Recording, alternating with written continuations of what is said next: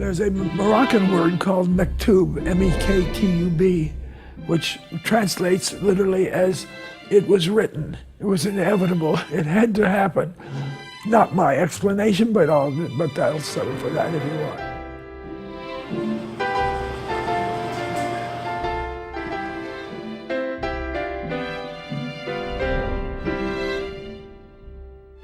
There's a Moroccan condiment called harissa.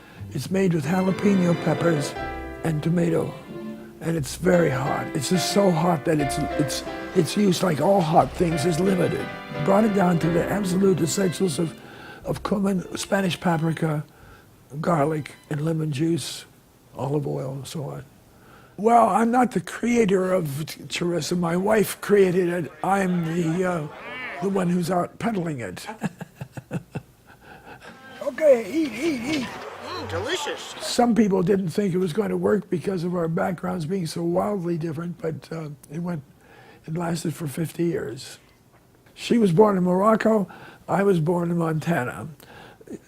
Gloria was a special person, and I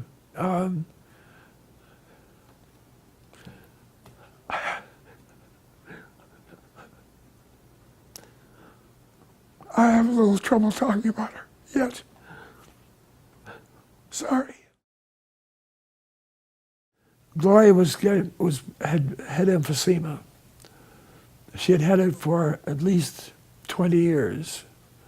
But in the terms of charissa, one knew that if we started doing it, Gloria knew it, I knew it, that it would take over to a degree, and that it would alter my life after she was gone.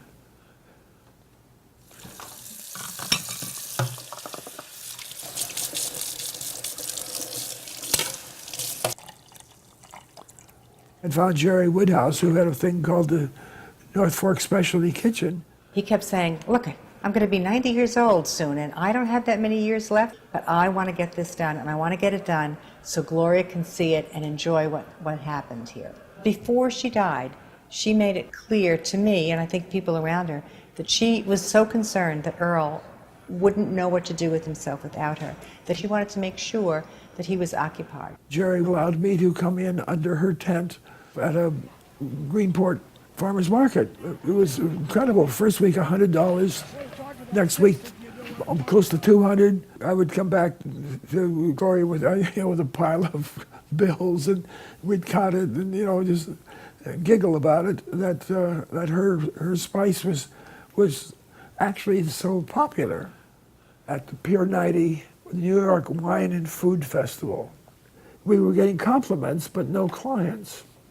A man came up, tasted a meatball, and said, I gotta have this. It turned out that this was the executive chef at the Yankee Stadium for the Legends.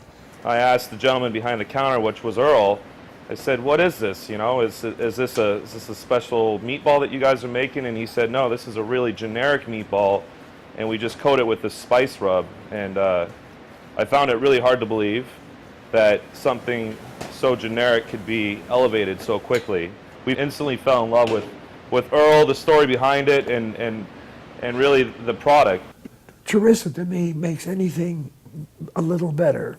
You can feed me anything and I'll make something, I think, tasty out of it. I don't care what it is.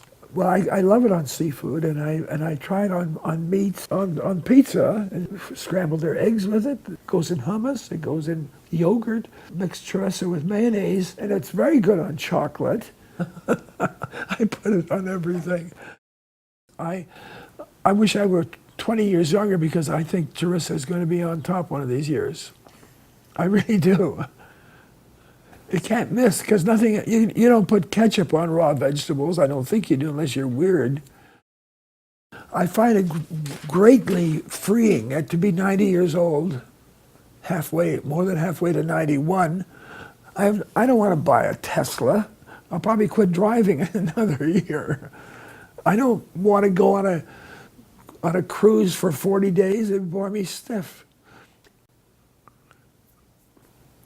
Someone asked me why I just do this, and I said, because it's fun, and it is. The adrenaline flows a little bit. The You got something to talk about to someone else. I'm not ready to say Mektub, it is written, it's inevitable, but the response that I get to Charissa is such that if I died tomorrow, Charissa would go on. And Gloria's memorial is Charissa. And I would like to push it as far as I can. It's hilarious in a way. You teeter and I totter. My efforts at gallantry end with you coming to my rescue.